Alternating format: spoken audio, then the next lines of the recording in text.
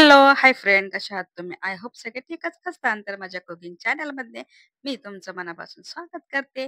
आणि हो friends, request आहे की ही जी रेसिपी आहे ना, तर स्किप न करता असाच पुढे कंटिन्यू पाहत राहा. आणि हो, आपल्या रेसिपी स्टार्ट करण्याच्या अगोदर तुम्ही जर माझ्या चॅनलला सबस्क्राईब केलं नसेल ना, तर प्लीज माझ्या चॅनलला सबस्क्राईब करा आणि जेवढं होईल तेवढं लाईक आणि शेअर करायला विसरू नका.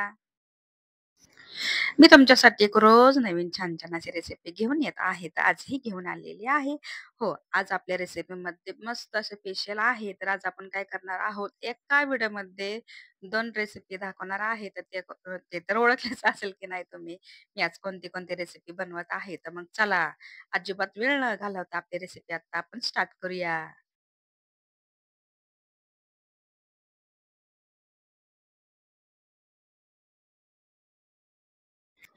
आणि ते सर्वात आधी काय करते माहिती आहे का? आधी मी कोणती रेसिपी बनवते म्हणजे मी शिरा बनवत आहे. तर शिरा शिरा जे आहे ना, तर तुम्ही प्रत्येक वेळेस वेगवेगळ्या पद्धतीने पाहिला असेल ना, तर मी आज माझी वेगळी पद्धत दाखवत आहे. ती कोणती आहे पण हो, तुम्हाला तर कळलंच असेल कोणती बनवते. पण व्हिडिओमध्ये काय कळणार आहे की मी कोणती बनवत आहे ते.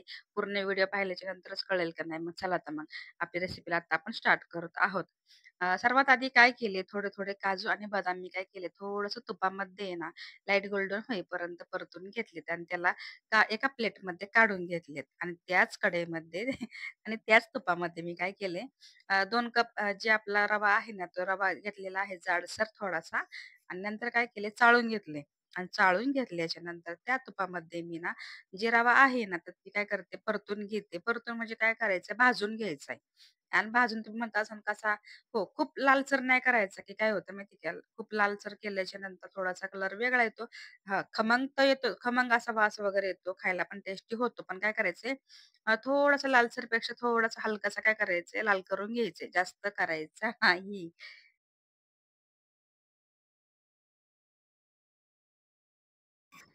आणि इथं मी घेतलेलं आहे अर्धा लिटर दही आणि दही तुम्ही म्हणता असाल, की आता ही दही किती घ्यायचंय काय? तर 2 कप रवा आहे ना, तर मेजरमेंट जे कप असतात ना, त्याच कपाने मी इथं काय केलंय 2 कप रवा आणि एक अर्धा लिटर म्हणजे 1 वाटी, अर्धा लिटर इथं दूध सॉरी इथं मी घेतलेला आहे दही. आपल्याला इथं दुधाचा आणि पाण्याचा अजिबात वापर न करता हा रवा बनवायचा आहे. तुम्ही म्हणत असाल, की हे होईल का? तर हो, होतं. काय करायचंय त्याला हे मिश्रण एकसारखं करून घ्यायचं आणि नंतर त्याला ना वाफेवरती बनवून म्हणजे शिजवून घ्यायचंय. तो आपोआप होतो आणि नंतर साखर टाकली ना, मग त्याचं पण पाणी सुटतं ना राव. आणि नंतर मग व्यवस्थित छानपैकी आपला जी शिरा आहे ना, खूप छान बनतो आणि खरंच खूप खायला पण छान लागतो बरं का. कारण ही रेसिपी तुम्ही नक्की एकदा ट्राय करा माझ्या पद्धतीने. तर तुम्ही म्हणताल, "वाह! काय रेसिपी बनवली." तर तुम्ही इथं पाहू शकता. आपला जे रवा आहे ना, तुम्ही काय केलंय 10 ते 15 मिनिटं आहे ना, एकदम कमी गॅसवरती मी झाकून ठेवला आणि तो काय केला नंतर काढून पाहिला, मऊसूत असा आपला शिरा झालेला होता. तर मी तर तुम्ही पाहू शकता. आता इथं मी काय केले, साखर घेतली. अर्धा कप मी आणखीन टाकली, पण तो व्हिडिओ अजिबात शूट झालेला नाही. तर इथे मी काय केले, दीड कप आहे ना, 2 वाटी रवा सॉरी 2 कप रवा ना, दीड वाटी साखर घेतलेली आहे. क्वांटिटी तुम्ही तुमच्या पद्धतीने कमी जास्त करू शकता. तुम्हाला गोड किती हवे त्या पद्धतीने बरं का. तिथं तुम्ही पाहू शकता इलायची पावडर आणि काजू बदाम आपण काय केले तुपामध्ये फ्राय करून घेतलेत ना, ते आपल्या शिरामध्ये ॲड केले. आता काय करायचं पूर्ण एकसारखं मिश्रण तयार करायचे. आता हे तुम्ही इथं पाहू शकता कशाप्रकारे आपला जी शिरा आहे ना, टम्म असा फुगलाय. कारण रवाच जी घेताना काय केलंय मोठा घेतलाय. लक्षात नव्हतं बाय चान्स मी अ, नंतर म्हणजे रेसिपी बनवताना मला कळलं, की ह्या रवा मोठा घेतलाय. आधी काही कळलेलं नाही बरं का अजिबात.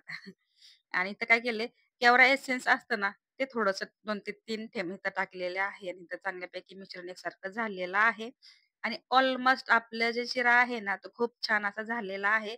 ही रेसिपी तुम्ही नक्की ट्राय करा माझ्या म्हणण्यानुसार. कारण तुम्ही पण एकदा ही रेसिपी ट्राय केली ना, वारंवार करतात. गॅरंटी आहे बरं का. तर आपला फायनली शिरा आहे ना, तो पण झालेला आहे. त्याला झाकण लावून साईडला ठेवून दे. ह्याचं तर काम झालेलं आहे. आणि हो आणि ह्याच्यावरती ना तुटी-फुटी मी ठेवलेली आहे आणि चेरीज ठेवलेल्या आहेत. तर आपला शिरा किती सुंदर दिसत आहे ना, मस्तपैकी आपला शिरा आता झाला. चला तर मग आपली आता दुसरी रेसिपी स्टार्ट करूया. तर त्याच्यासाठी तुम्ही हे पण ओळखलेच असेल ना, तर मी बनवत आहे आज चॉकलेटचे मोदक आणि कसे? चला तर मग रेसिपी दाखवणार ना मी. तर चला आपली रेसिपी आता स्टार्ट करूया. मी इथं काय केले माहिती का? इथं कट होत नव्हते. जे चॉकलेट आहे ना, कट होत नव्हते. तर अशा प्रकारे मी कट करून घेतले. डोकं बघा कसं फास्ट चालतंय का नाही माझं. मग त्यासाठी काय केले, जे चॉकलेट आहे ना, त्यात मी थोडे-थोडे, छोटे-छोटे असे तुकडे करून घेतले.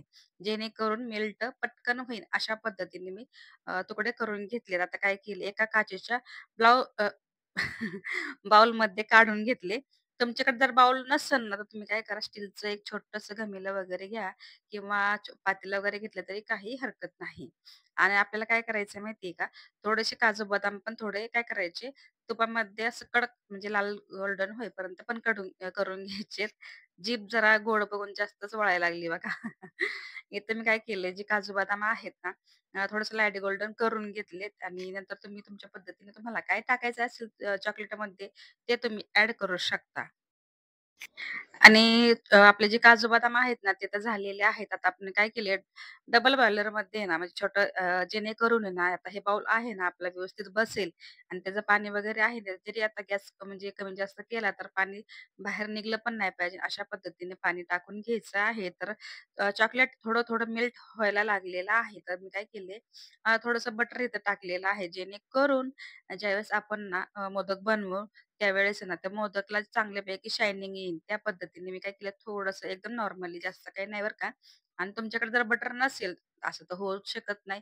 पण ठीक आहे, नसेल ना, तर काय करा, तेल घ्या. काहीही हरकत नाही. माझ्याकडे होते म्हणून टाकलं, तर मी तेलही टाकलेलं असतं. तिथं तुम्ही पाहू शकता. पूर्ण मेल्ट करून घेतलं. काजू बदामचे तुकडे इथे मी घेतलेले आहे. कारण मोदकमध्ये काजू आणि बदाम जर असतील ना, तर खूप छान, खरंच ना. खूप छान लागतात. त्यासाठी मी इथे टाकलेलं आहे. आता काय करायचंय, पूर्ण असं मेल्ट करून घ्यायचे. तुम्ही पाहू शकता कशाप्रकारे मेल्ट झालेलं आहे. आणि काय करते, मोदक आहे ना, म्हणजे मोदकाचा साचा. ते मी मागवला होता ऑनलाईन. तुमच्याकडे नसेल तर तुम्हीही मागवा. जास्त काही किमतीमध्ये नाही बरं का. 100 1 सव्वा 1 हां, 1,200 पर्यंत बसून जाईल तुम्हाला. जर कोणाला लागत म्हणजे पाहिजे असेल तर मी काय करेन, लिंक तुम्हाला तुमच्याशी शेअर करेन नक्की. आता काय करायचंय आपल्याला, हे जे मोदकचे आपण मेल्ट करून घेतलेलं आहे चॉकलेटचं, ते पूर्ण मोदकाच्या साच्यामध्ये आपण व्यवस्थित भरायचे आणि जेणेकरून अ, जर वर जास्त जर जास्त झालं ना ते एकसारखं, सुरीने वगैरे एकसारखी लेव्हल करून घ्या, जेणेकरून त्याचं खालची जी बाजू आहे ती पण छान होईल. आणि हो, ह्या मोदकाचं विशेष म्हणजे असं माहिती आहे का, फ्रीझरमध्ये ठेवले तरी होतात, वरच्यावर ठेवले तरी होतात. असं काही नाही की फ्रीजमध्ये ठेवा. अ, फ्रीजमध्ये जर ठेवलं तुम्हाला 10 ते 15 मिनिटातच तुमचे हे जे मोदक आहे ना, ते फटाफट बनून तयार होतात आणि असे जरी ठेवले तरी फटाफट म्हणजे 20-25 मिनिटात होतात बरं का. आणि माझे जे मोदक आहेत ते पण एकदम रेडी झालेले आहे आणि कशाप्रकारे तुम्हाला पण दाखवलं की कशाप्रकारे त्याचे म्हणजे आकार वगैरे आहेत ना, खूप छान असं बनलेलं आहे. आणि हो, ज्यावेळेस आपण एक बाईट घेतो ना खायला, त्यावेळेस ना ते काजू बदामचे तुकडे आहेत ना, खूप सुंदर वाटतात खायला. तुम्ही ही नक्की ट्राय करा आणि ही रेसिपी ही सुद्धा म्हणजे करून बघा. आणि ही फायनली माझी ही रेसिपी आहे ना, 2 रेसिपी झालेल्या आहे. आपली एक रेसिपी दह्याचा शिरा आणि दुसरी रेसिपी चॉकलेटचे मोदक फायनली झालेली आहे. आणि तुम्हाला ही रेसिपी कशी वाटली नक्की मला कमेंटमध्ये सांगा बरं का. आणि व्हिडिओ आवडला असेल तर व्हिडिओ लाईक करा, चॅनलला सबस्क्राईब करायला अजिबात विसरू नका. आणि हो, ज्यांनी माझा व्हिडिओ पाहिला असेल ना, त्यांचं खरंच खूप खूप खूप मनापासून धन्यवाद करते. आणि हा व्हिडिओ मी इथं सेंड करते. भेटूया नेक्स्ट व्हिडिओमध्ये. तोपर्यंत स्वतःची काळजी घेत राहा.